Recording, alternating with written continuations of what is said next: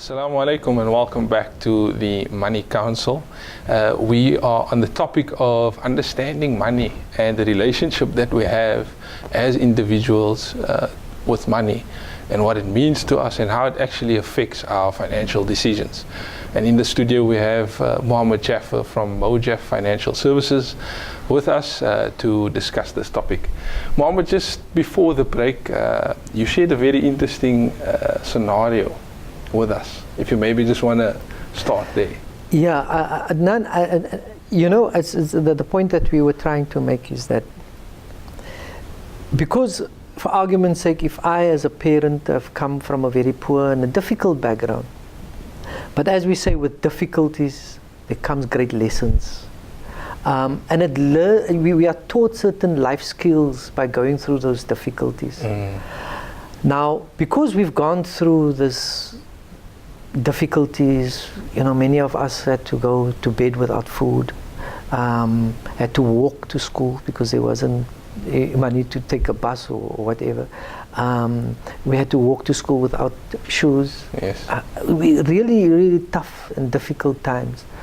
And we would say that, listen, as I said earlier on, that we wouldn't want to put ourselves through, our kids, our family through things like that. So what we do is we raise our kids in comforts. We send them to the best of schools. We really give them whatever they want. And with that, the child then doesn't realize, how did my parents get to this? To give me all this comfort. And the child then doesn't learn the skills that we learned during those difficulties. Sure. So it's important that we then strike this balance, because now this child is now growing up in a certain environment, and that is the reality, that is their life. Yes. But what is behind that is what we need to be cognizant of. For sure. I mean, Mohammed, I'm reflecting on my own life.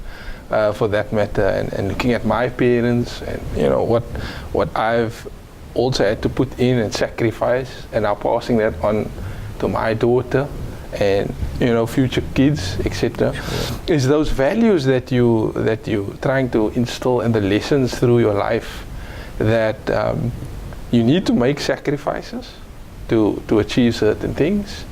And also try and keep it simple, because we are influenced by social pressures of our peers, family, friends, and like they say, keeping up with the Joneses.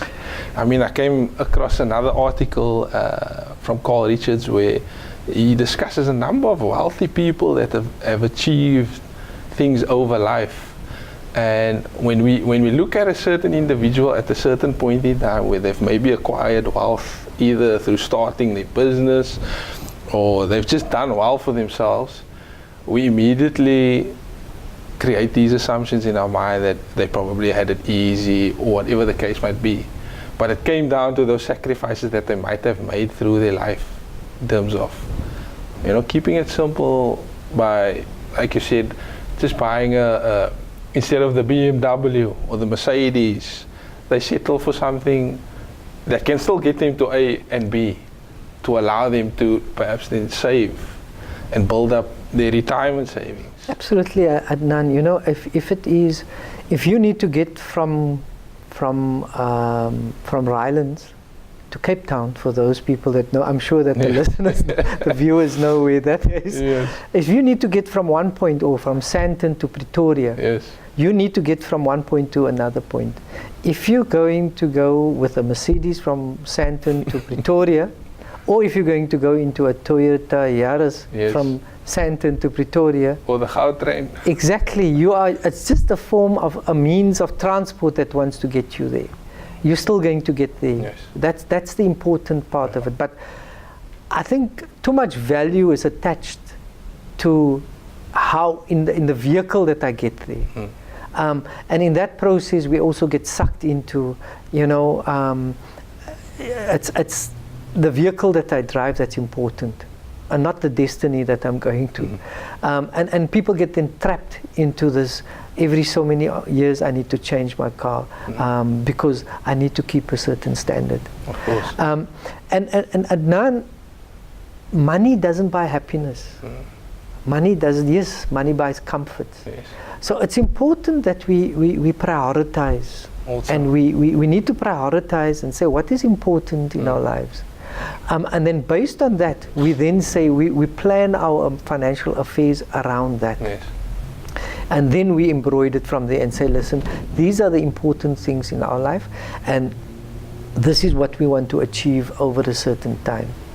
But if we're going to be preoccupied with the consumables in life, yes, then our money and our income is just going to go towards keeping up with the consumables. I mean, Mohammed, you, as a financial planning professional, you've seen how the industry has also changed, and perhaps the interaction that you have with clients has changed over time, and that the role that you now kind of playing, especially in what we're discussing today, is you're kind of seen as a psychologist, if you want to call it that, or a hybrid of it. Yes. You're a coach, or rather than just being seen as a financial advisor that's talking about numbers. Adnan, you know, you're touching on something so important, and in fact, the industry is at a point now where we are transforming. Look, if you look at prior to 2002, 2003, we were in an environment, well, the industry was an environment, I wasn't in the industry at that time.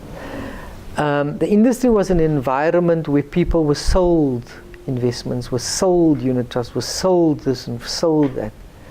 So we moved from a selling environment today where we're moving into an advising or planning phase, where it is about developing a financial plan and what is needed to achieve your financial goals and plan. And those are the investments in which you're going to invest. Yes. So we've moved from a selling to an advising environment. And I just want to touch on this. And also, you touched on the point of how the makeup of people influence what they do. Yes. And I'm going to relate an incident. And this was way back when I just started as a financial advisor. I was sitting with a client, with a couple, and the husband just got a promotion. And by the time I came to see the client, or they came to see me, they've already made certain adjustments to their financial situation. They've already bought a car that they couldn't really afford, Okay. but because the husband now got this huge salary increase that needed to go with a certain level of status. Mm-hmm. So when, after analyzing the finances, you find that they couldn't really afford this car that they bought. Because there were so many other things that were lacking within their financial plan, yes, that they needed to do to get them to a certain point. And after analyzing everything, I suggested to the couple, why don't we get rid of this car, because you actually don't need it. You've got a brand new, well, it's not a brand new, but you've got a car that's fairly new, and you don't actually need this. And my suggestion was to them is, sell that car. Yes, you're going to take a knock, because as we know, when you buy a car, as soon as you drive it out of the you lose 20% of the value. So I said to them, but that we can recover, because we're talking long term, you're not short term. And Adnan, the response, and I'm not saying because we're picking on the spouses, but the wife looked at the husband and said, but what is the neighbors going to say? Now, it might sound frivolous, but that is the inner being. That is how people respond. Yes. Some people don't say it, you know, but that's how they feel inside. Yes. If I'm going to do this, what's Adnan going to think of me? What's Adnan going to? So many a times people do things because they want to project something. A certain image. Now, what we said is that financial planning has moved from a selling phase into an advising phase. Now, what is happening is that we are seeing that when it's not only about advising clients, but it's actually about looking behind the scenes and seeing what makes Adnan tick. What type of person is Adnan? What's important to him? And then from there is actually to look at that and say, Adnan, these are the important things in your life. How do you think we can achieve that by doing certain things? So now, instead of now planning, we are talking about coaching. So it's coaching people to a certain point where they want to be. Yes.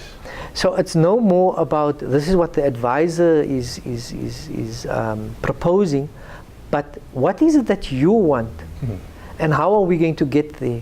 And then it is the financial planner or coach, financial coach. His role is, he or her role is then to get you to where you want to be and coach you along. And it makes a lot of sense, especially with all the challenges that one can face. And based on what we're discussing is unraveling that, that values and what's important to you. Thank you for that, Mohammed. Do join us again on the next episode where we'll continue the discussion on the Money Counsel, where we'll look at understanding money and the relationship that we have with that as individuals, and then also the importance of financial planning. Shukran. Assalamu alaikum wa rahmatullahi wa barakatuh.